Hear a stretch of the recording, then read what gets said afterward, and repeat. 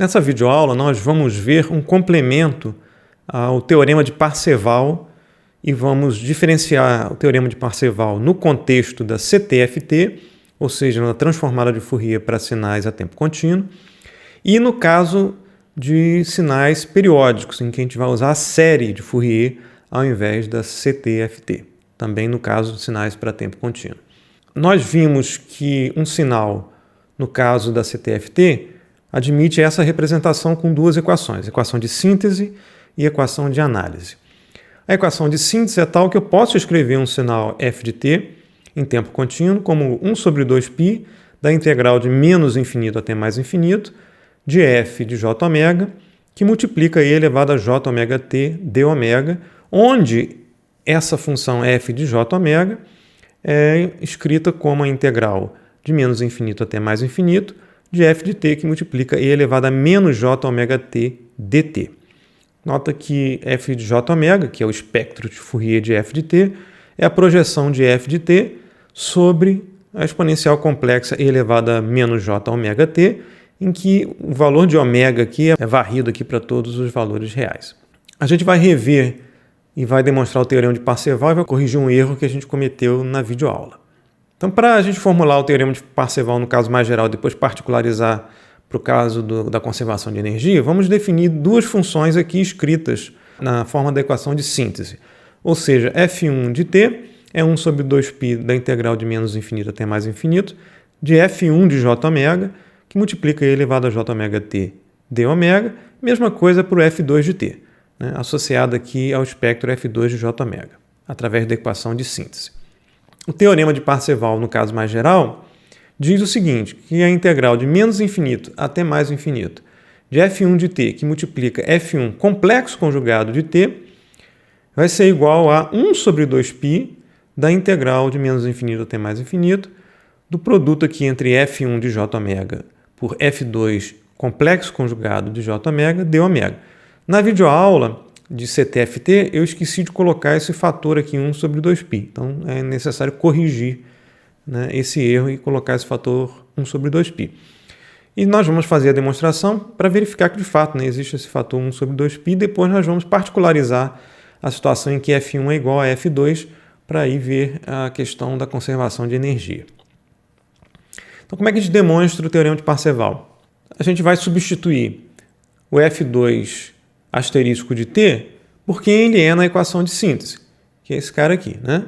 1 sobre 2π dessa integral. O lado esquerdo da equação aqui vai ser a integral de menos infinito até infinito de f1 de t, que multiplica o f2 de t complexo conjugado, em que f2 de t é essa expressão aqui. E a gente sabe da álgebra, né, que o conjugado de uma soma é a soma dos valores conjugados, né? Então a gente pode escrever essa expressão como a integral de menos infinito até mais infinito de f1 de t, que multiplica 1 sobre 2π, que é esse fator aqui, da integral de menos infinito até mais infinito de f2 conjugado de j ômega, que multiplica e elevado a menos ômega t. Tá, ok? Conjuguei aqui o f2 e conjuguei aqui a exponencial, tá? d ômega dt. Então vou colocar primeiro aqui 1 sobre 2π à esquerda da integral. Vou fazer a integral de menos infinito até mais infinito de f2 asterisco de j ômega, que multiplica o quê? Vou passar o f1 aqui para dentro da segunda integral, né? O f2 eu passei para antes, tá? Passando o f1 aqui para dentro, vai ser a integral de menos infinito até mais infinito de f1 de t, que multiplica e elevado a menos j ômega t dt. Esse termo entre parênteses nada mais é do que a definição do f1 de j ômega, que a gente viu aqui em cima, né? f1 de j ômega vai ser essa integral de f1 que multiplica e elevado a menos j ômega t dt. Logo, a gente conclui, né, a validade da relação de Parseval, porque o lado esquerdo da equação, que a gente desenvolveu aqui, né, é igual a 1 sobre 2π da integral de menos infinito até mais infinito de f1 grande de j ômega, que multiplica f2 grande asterisco, ou complexo conjugado, de j ômega d ômega, que é o que diz o Teorema de Parseval, no caso aqui de duas funções em tempo contínuo e seus respectivos espectros. Agora, se a gente particularizar para o caso de f1 ser igual a f2, que eu vou colocar aqui é igual a f de t, a gente tem que a relação de Parseval que a gente viu antes se reduz à integral de menos infinito até mais infinito, de f de t, que multiplica f complexo conjugado de t dt, vai ser igual a 1 sobre 2π da integral de menos infinito até mais infinito, de f de j ômega, que multiplica f complexo conjugado de j ômega d ômega. Ora, f de t que multiplica f asterisco de t é o módulo de f de t ao quadrado. Mesma coisa para esse produto aqui. F de j ômega, que multiplica f asterisco de j ômega, é um módulo de f de j ômega ao quadrado. E aí a gente chega ao teorema de Parseval, no caso de uma função f de t, que também relaciona a energia do sinal f de t, que por definição é essa expressão aqui, calculada no tempo, e a energia do próprio sinal calculada no domínio do espectro. Então a energia de f de t, que é essa integral, pode ser calculada no domínio espectral como 1 sobre 2π da integral de menos infinito até mais infinito do módulo do espectro de Fourier de f elevado ao quadrado, d ômega. Muito bem. Como é que fica a situação quando f de t aqui é um sinal periódico? A gente viu em videoaulas no início do curso, que para um sinal f de t periódico a energia é infinita. Logo, essa relação aqui não é informativa. E a gente viu que no caso de um sinal periódico, ao invés de calcular a energia, a gente pode calcular a potência. E a gente viu que a potência é a energia do sinal medida em um período fundamental do sinal, normalizado pelo próprio período fundamental. Então, como é que fica o teorema de Parseval no contexto da série de Fourier para sinais periódicos? A gente viu aqui, como eu falei, que a energia de sinais periódicos é infinita. Essa relação de Parseval não é informativa. A gente pode calcular a potência, que a gente viu que é a energia sobre um período normalizada pelo próprio período. De forma que a gente tem agora uma relação informativa sobre a potência do sinal calculado no domínio do tempo, e a respectiva potência calculada no domínio da frequência. Então vamos considerar f subscrito i de t como uma função periódica com um período t0, dado por 2π dividido por ômega zero.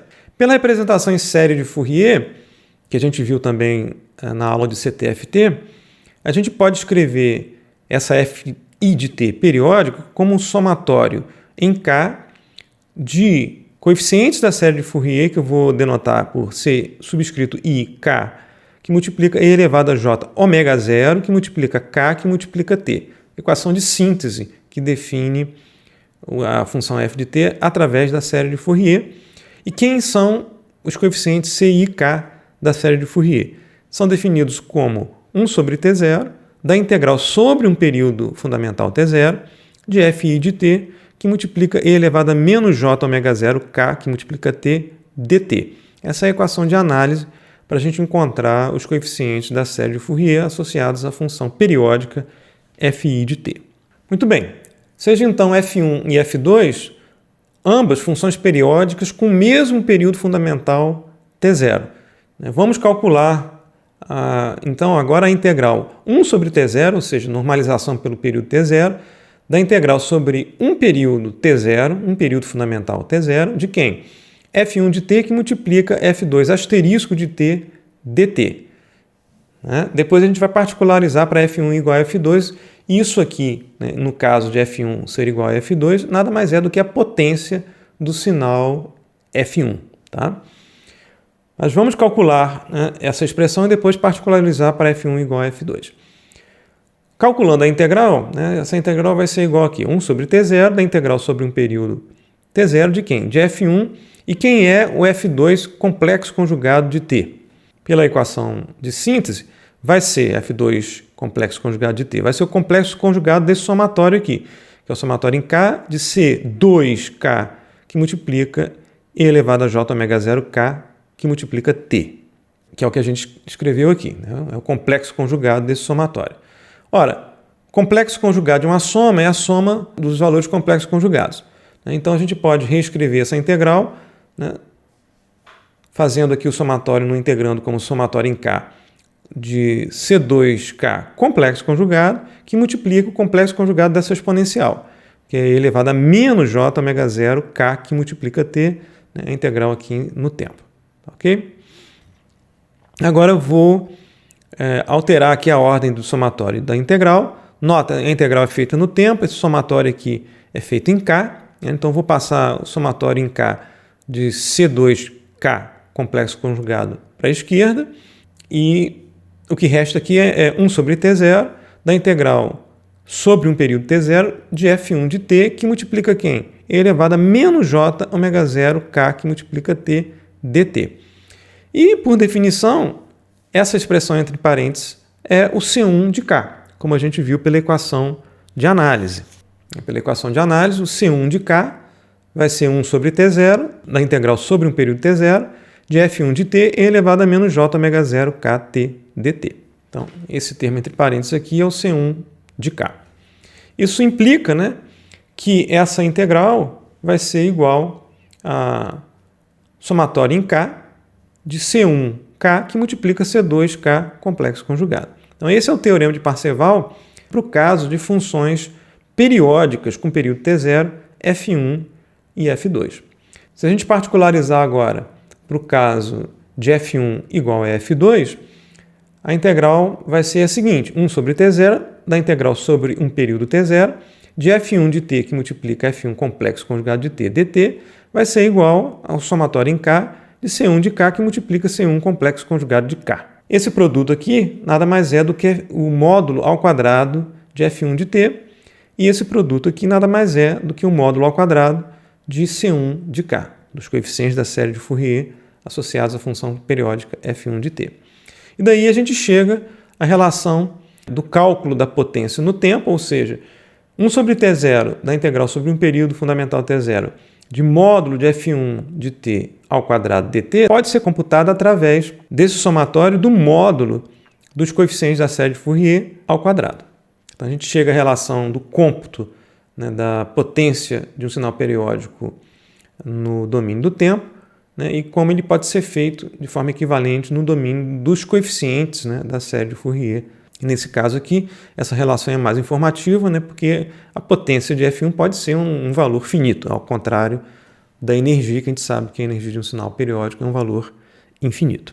Então fica esse complemento à aula de CTFT com dois propósitos. Primeiro, corrigir a falta, né, desse fator 1 sobre 2π, né, que não apareceu na videoaula de CTFT, e com o segundo propósito de apresentar aqui o teorema de Parseval no contexto aqui de sinais periódicos, no caso de dois sinais periódicos, e no caso particular de um sinal periódico, né, a relação do teorema de Parseval, né, que nos permite calcular a potência de um sinal periódico F1 de T no domínio da frequência através dos coeficientes da série de Fourier.